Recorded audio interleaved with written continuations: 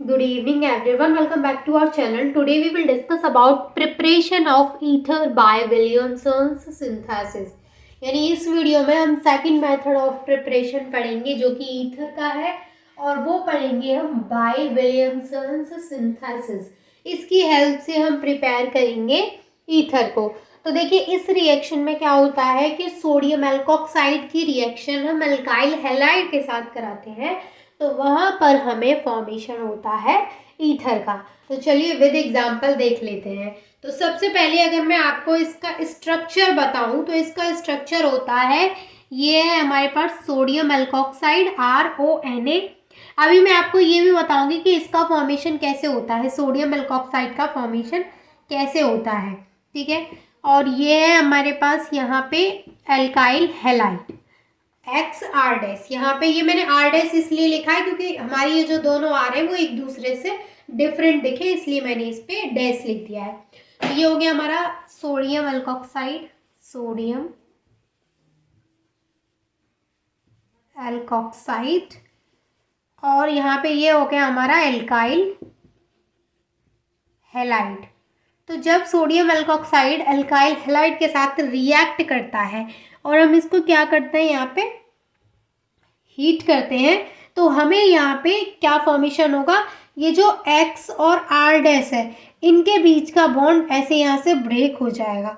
ये जो एक्स है वो इस Na के साथ बाहर निकल जाएगा, NaX बन के, और ये जो आर डैश है वो इस RO से अटैच हो जाएगा, तो हमें मिल जाएगा ROR डैश। तो ये क्या होता है हमारे, ये होता है ईथर, और इसके साथ NaX अलग हो जाएगा, यानी यहाँ से सोडियम और यहाँ से ये जो हैलाइड है, यहाँ पे कोई भी हैलोजन हो सकता है, क्लोरीन है, ब्रोमीन है, कुछ भी हो सकता है, तो वो हमने उसकी जगह पे X लिखा है, ठीक है।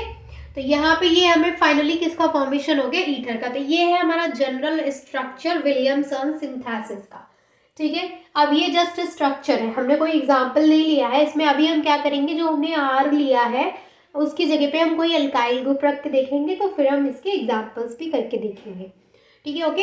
अब इससे पहले मैं आपको बताती हूँ कि अब आपके दिमाग में देखिए अल्काइल हैलाइड तो आपको समझ में आ रहा है कि अल्काइल ग्रुप के साथ कोई हेलोजन जुड़ गया तो वो अल्काइल हैलाइड होता है, लेकिन सोडियम एल्कोक्साइड का फॉर्मेशन कैसे हुआ है वो मैं आपको बता देती हूँ। तो यहाँ पे मैं आपको सोडियम एल्कोक्साइड के फॉर्मेशन की बताऊँ तो हमें यहाँ पे जरूरत पड़ती है अल्कोहल की। तो ये है हमारे पास अल्कोहल ROH, आर की जगह पे कोई भी अल्काइल ग्रुप रख सकते हैं आप। तो यहाँ पे ये हो गया हमारा ROH, ठीक है। अब यहाँ पे ROH जो हमने अल्कोहल लिया है उसको हम रिएक्ट कराते हैं सोडियम के साथ, यानी यहाँ पे हम अल्कोहल को सोडियम के साथ में रिएक्ट कराते हैं, और हम यहाँ पे इस तरीके से 2 मोल्स लेंगे, दोनों के 2 मॉलिक्यूल्स लेंगे। तो यहाँ पे क्या होगा, यहाँ इस रिएक्शन में यहाँ से 2 हाइड्रोजन निकल जाएंगे।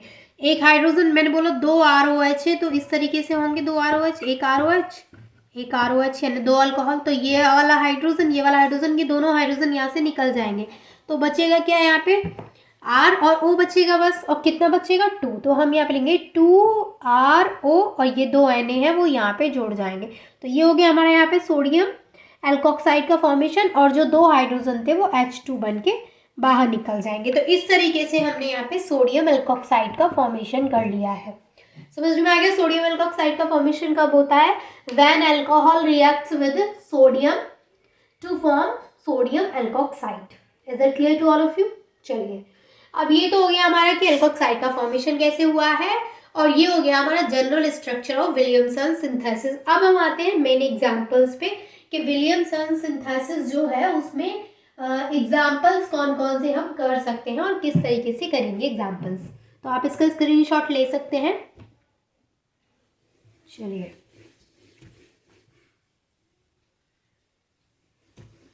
देखिए जनरल स्ट्रक्चर आपको पता है तो आप एग्जाम्पल्स बहुत ही इजीली कर सकते हैं। क्या करना है आपको, आर की जगह पे कोई भी ग्रुप रख लेना है, अल्काइल ग्रुप रख लेंगे। तो हम यहाँ पे पहला जो एग्जाम्पल लेंगे उसमें हम लेंगे यहाँ पे C2H5, इथाइल ले रहे हैं हम यहाँ पे, इथाइल ग्रुप C2H5ONA। तो ये हो गया हमारा सोडियम इथॉक्साइड, सोडियम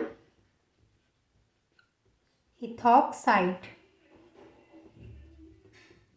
अब ये जो सोडियम इथॉक्साइड है उसको हम किसके साथ में रिएक्ट कराएंगे, एल्काइल हैलाइड के साथ में। तो हम यहाँ पे लेंगे इथाइल क्लोराइड यानी C2H5Cl, ये Cl है यहाँ पे।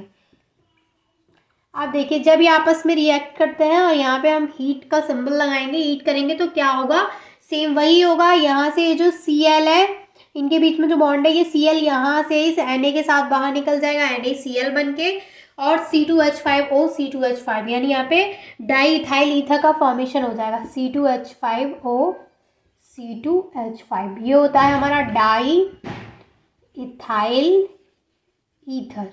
और इसके अलावा क्या फॉर्म होगा, प्लस NaCl, सोडियम क्लोराइड का फॉर्मेशन होगा। Is it clear to all of you? यहाँ पे समझ में आ गया आपको किस तरीके से हमको एग्जाम्पल करना है? चलिए एक और एग्जाम्पल बता देती हूँ जिससे चीज़ें और क्लियर हो जाए। अभी हमने यहाँ पे क्या लिया है, इथाइल ग्रुप रखा था, तो हमने यहाँ पे लिया था सोडियम इथॉक्साइड का एग्जाम्पल, और यहाँ पे हमने लिया था इथाइल क्लोराइड का एग्जाम्पल। अब हम थोड़ा एग्जाम्पल चेंज करते हैं। अब हम क्या लेंगे यहाँ पे, पोटेशियम मिथॉक्साइड, यानी सोडियम की जगह पे हम यहाँ पे क्या रखेंगे, पोटेशियम रखेंगे। कुल मिला के यहाँ पे पोटेशियम जो जैसे हमने यहाँ पे सोडियम यूज़ किया है उसकी जगह पे हम पोटेशियम भी यहाँ पे यूज़ कर सकते हैं। तो हम यहाँ पे पोटेशियम का अल्कोक्साइड लेंगे, ठीक है। जैसे हमने यहाँ पे सोडियम अल्कोक्साइड लिया था, अब हम पोटेशियम और अल्कोक्साइड लेंगे। तो हम लेंगे यहाँ पे CH3O और सोडियम की जगह पे हो गया K, तो इसका नाम हो गया पोटेशियम, और मिथाइल ग्रुप है तो मिथॉक्साइड, पोटेशियम मिथॉक्साइड। अब देखिए जैसे मैंने आपको स्टार्टिंग में बताया था कि हमारी जो रिएक्शन होती है वो सोडियम अल्कोक्साइड के बीच में और अल्काइल हैलाइड के बीच में होती है। तो आप इस रिएक्शन को सोडियम अल्कोक्साइड के साथ ना करा करके पोटेशियम अल्कोक्साइड के साथ भी करा सकते हैं। ये दोनों एग्जांपल्स के थ्रू यहाँ पे ये चीज़ें प्रूफ हो रही है कि ये पोटेशियम अल्कोक्साइड के थ्रू भी हो सकती है एंड सोडियम अल्कोक्साइड के थ्रू भी। तो यहाँ पे हो गया हमारे पास पोटेशियम मिथॉक्साइड, इसके साथ हम रिएक्ट कराएंगे इथाइल ब्रोमाइड को, यानी अब हमने हैलोजन चेंज कर लिया है, क्लोरीन की जगह पे ब्रोमीन ले लिया है, और सेम हम इसको क्या करेंगे, हीट करेंगे। तो अब यहाँ पे भी सेम चीज़ें होंगी।